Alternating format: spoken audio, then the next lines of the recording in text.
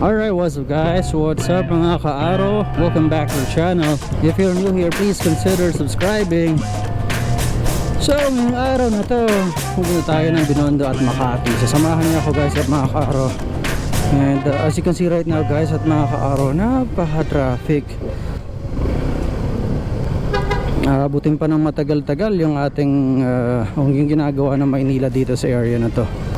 Ang Kajixer yung nakasalubong natin din Kajix dyan, mga Gixer users din dyan guys at mga ka-aro. Tawag namin sa aming mga motor kalabaw. I don't know why. Ang tsorya ko kasi ay dahil sa malakas na hatak din itong isang to.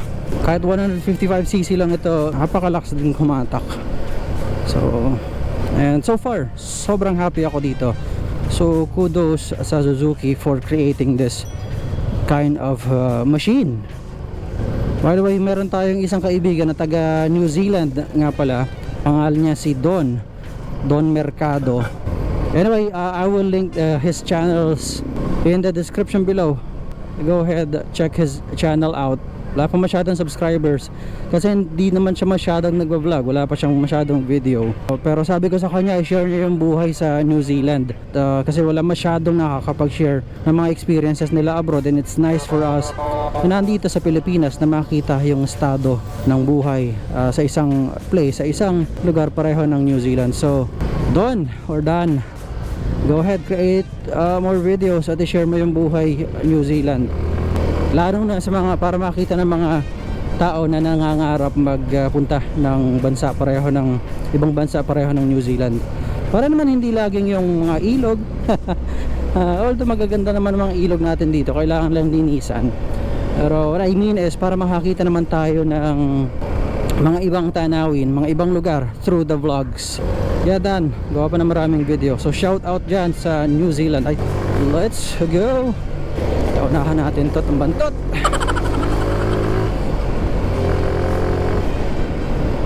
Ayan. Kaya namin tinatawag na kalabaw to Hindi lang ako masyadong nagre-racing. Pero I can tell you, etong motor na to napakalakas din ng hatak. Well, dito kasi medyo talagang mabantot dahil malapit dito ang mga palaisdaan, tindahan pati ng mga isda. Hindi naman nakakapagtaka yun. Anyway, so ito na, Botas area na tayo guys. Ayun dagat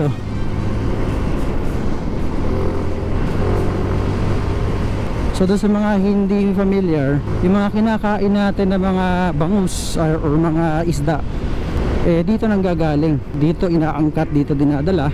And pag madaling araw, marami nagkukuhanan ng paninda rito from different part na malapit sa Manila. Tayo Road 10. Ulitin ko ulit, although ito, it's not really bad. Pagka kayo nagpupunta rito, medyo mag-ingat tayo.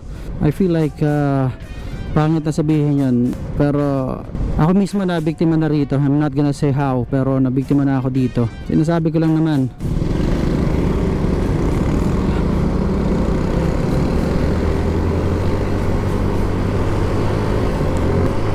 I just hope hindi ma-traffic. So destination natin, punta tayo ng Binondo o sa may Lucky Chinatown. And then after it, punta naman tayo ng Makati. Ooh. Uy, shh. Uy, ingat. Naku po. Kinabahan yun malamang. Kinabahan din ako, medyo malapit lang tayo Siguro sa camera medyo, or it appears like malayo siya, pero in fact ito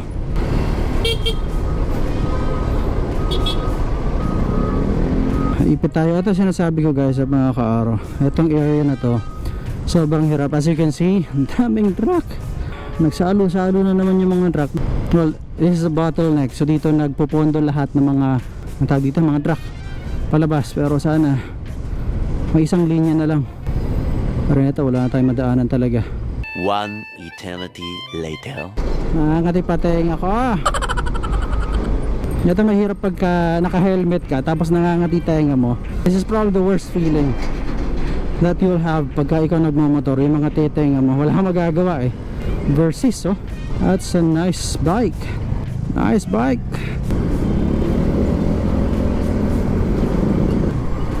Ayan o, yan ang sinasabi ko, dapat straight lang sila dyan, walang alisan.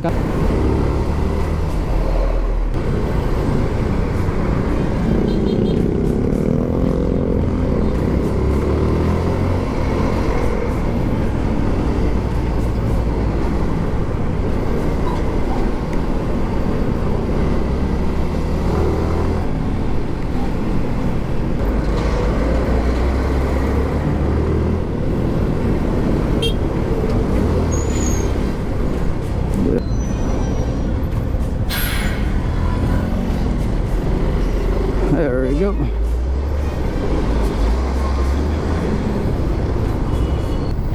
Ka-stress.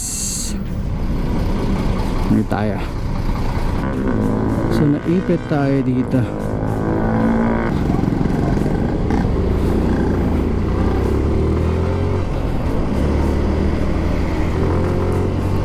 So yun pala naging cause ng ipitan doon.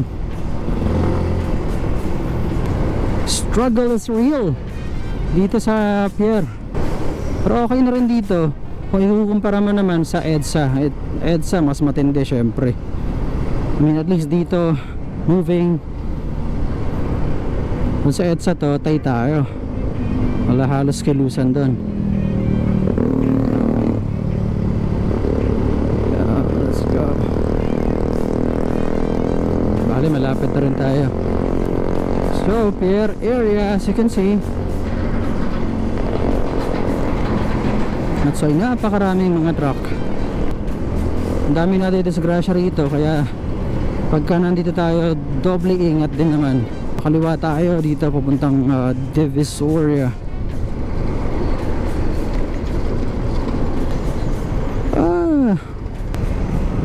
Tayo nakasunod dito.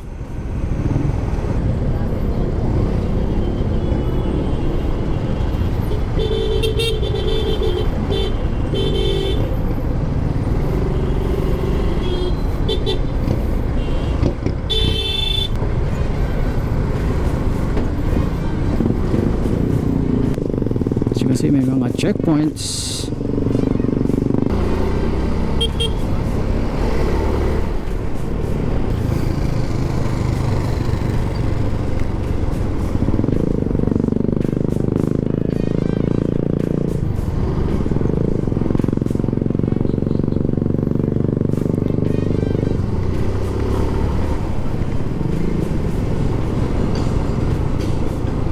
Ayun na.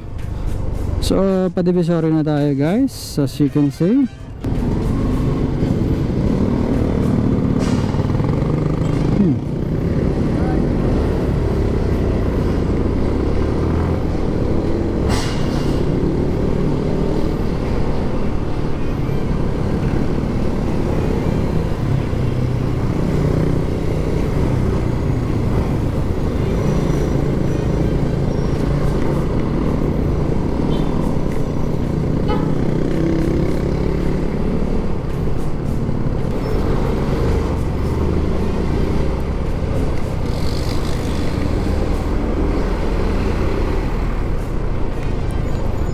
So ayan, Divisoria na.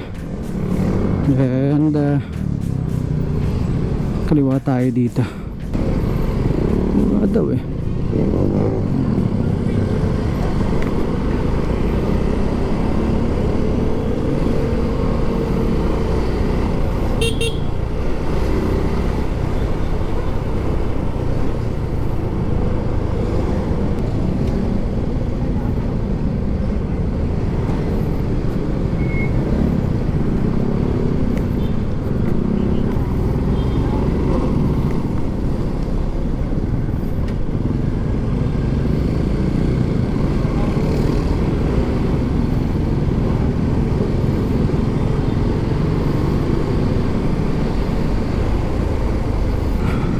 Ito lang mahirap dito pagka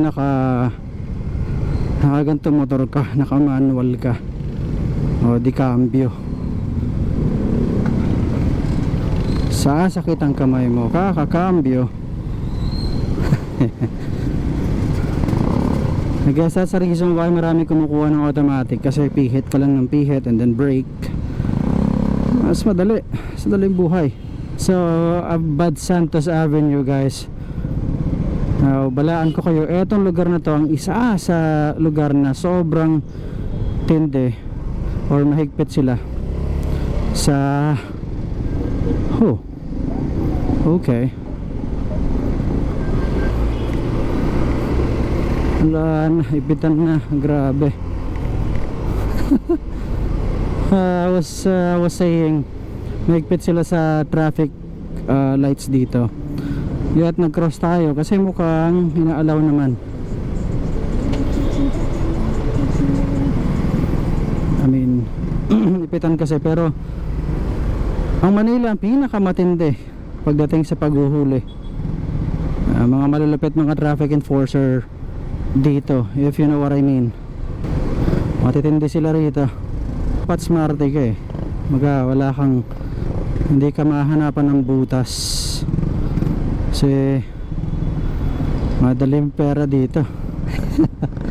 If you know what I mean. Anyway, that's it. Pangaba. Okay, malapit na tayo dito sa ating pupuntahan guys at mga kaaro. So, thank you sa pagsama sa akin sa ating vlog today. Later on, ang target ko naman ay pamakati naman tayo and we'll see what's gonna happen. So,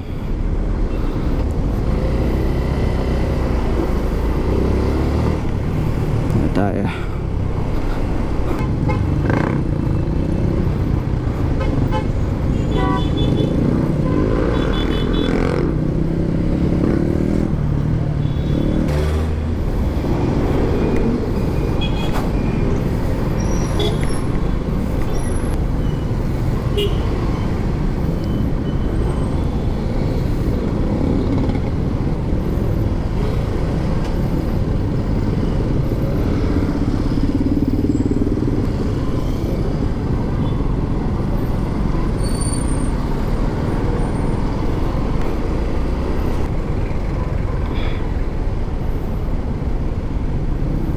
Dapat pala pumasok na ako dyan.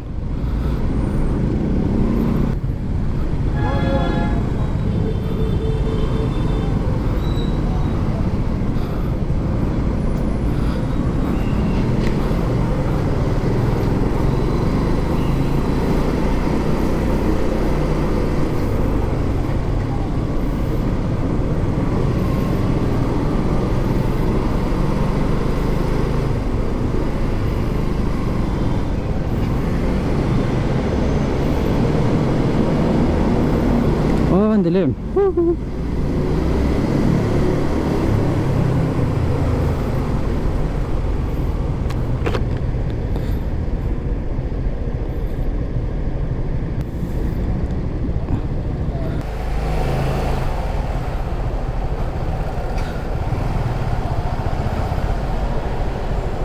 So, pwede dito. Oh, take a look.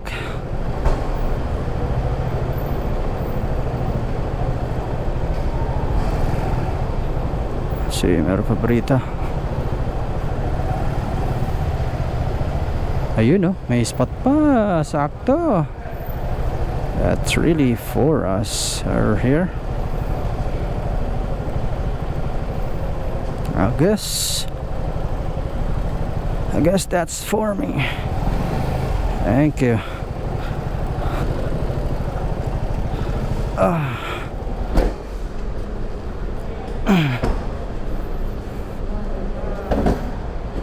Alright, lagay muna tayo ng alcohol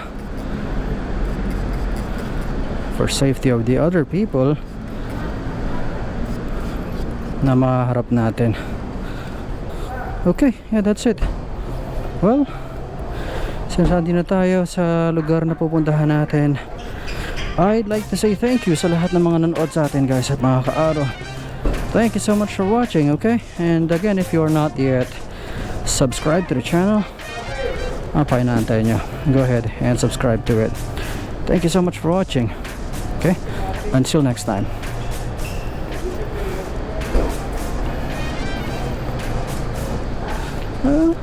Let's go. All right.